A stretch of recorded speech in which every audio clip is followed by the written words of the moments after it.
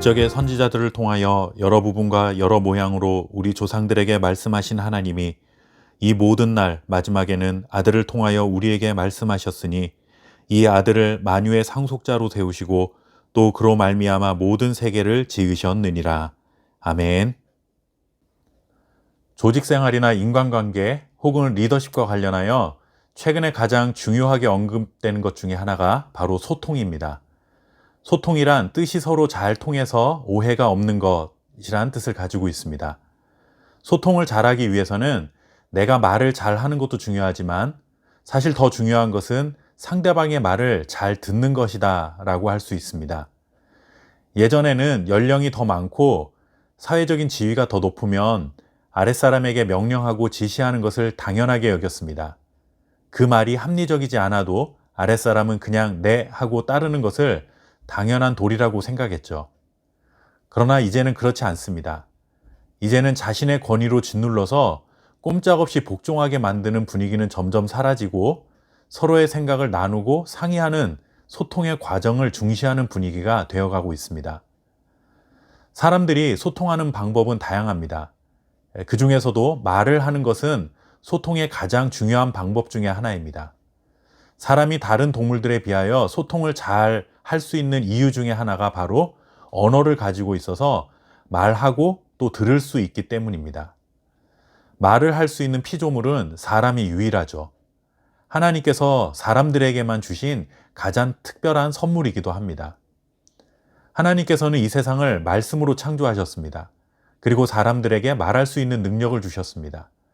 사람이 말을 할 수 있다는 것은 사람과 사람 사이에 소통이 가능하다는 것일 뿐만 아니라 하나님과 사람 사이에도 소통이 가능하도록 기회를 주신 것입니다. 하나님은 아담과 하와에게 말씀하셨고 그들과 소통하며 살기를 원하셨습니다. 하나님은 아담과 하와가 죄를 지은 이후에도 끊임없이 사람들에게 말씀해 오셨습니다. 여러분, 부부 사이에 혹은 친구 사이에 틈이 생기면, 관계가 멀어지면 제일 먼저 나타나는 반응이 뭘까요? 그것은 서로 말을 안 하는 것입니다. 하고 싶은 말은 사라지고 꼭 해야 할 말도 상대방에게 마음이 상해 있으면 말을 하지 않게 되죠. 시간이 지나서 마음이 조금 누그러지거나 화해를 해야만 다시 말을 하게 됩니다. 하나님과 사람 사이에 죄로 인해 관계가 깨어졌을 때 만약 하나님이 우리에게 말하시는 것을 끊어버리셨다면 어떻게 되었을까? 그런데 다행히도 하나님은 사람들을 향해 말씀하시는 것을 중단하지 않으셨습니다. 하나님은 침묵하지 않으시고 다양한 방법으로 우리 사람들을 찾아오셔서 꼭 필요한 말씀을 전해주셨습니다. 꿈이나 이상, 천사들을 통해, 환상을 통해, 때로는 기이한 자연 현상을 통해, 기적과 같은 방법들로, 그리고 선지자를 통해 하나님은 자기의 뜻을 드러내셨고 우리들에게 말씀하셨습니다. 그래서 오늘 히브리서 기자는 이렇게 시작하고 있는 것이죠. 옛적의 선지자들을 통하여 여러 부분과 여러 모양으로 우리 조상들에게 말씀하신 하나님이, 여기서 옛적은 구약시대 전체를 의미합니다. 꿈, 이상, 천사, 환상, 자연현상, 기적, 선지자 등과 같은 다양한 방법으로 사람들에게 많은 말씀을 전하셨습니다.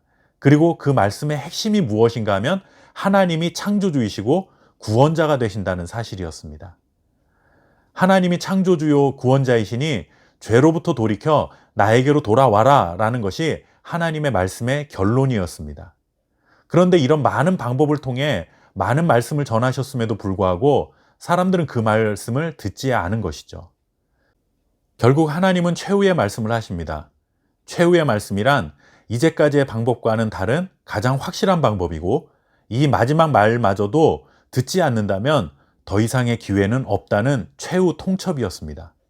그 말씀이 바로 예수 그리스도이십니다. 형상이 없으신 하나님께서 육체를 입으시고 우리 앞에 나타나신 분, 또한 하나님의 하나밖에 없는 아들 예수 그리스도를 통해 우리들에게 최후의 말씀을 전해주신 것이죠. 하나님은 우리들을 구원하시기 위해 수많은 방법들로 말씀하셨는데 그 모든 방법이 불완전하고 불충분했음을 아시고 이제는 완전하고 충분하게 구원의 말씀을 하시기 위해 아들을 직접 우리에게 보내시고 자신의 뜻을 선포하셨습니다. 우리를 향해 하나님께서 말씀을 멈추지 않으신 이유는 단 한 가지입니다. 우리를 사랑하시기 때문입니다. 우리에게 잔소리를 하시고 책망하고 비난하기 위해 말씀하시는 것이 아니라 우리를 구원하시기 위해 말씀을 멈추지 않으신 것입니다.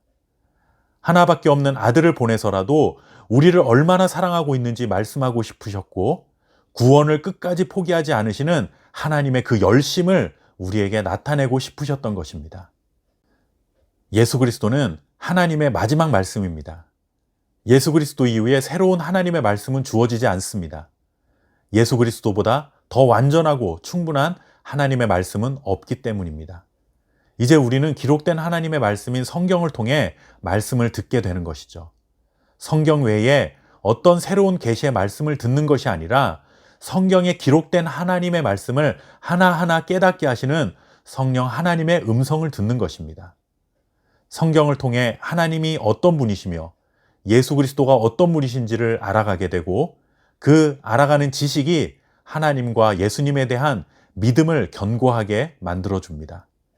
나에게 꼭 필요한 말씀으로 우리에게 다가오시는 하나님을 기대하시기 바랍니다. 말씀하시는 하나님과 날마다 소통하며 살아가는 저와 여러분 될 수 있기를 소원합니다. 감사합니다.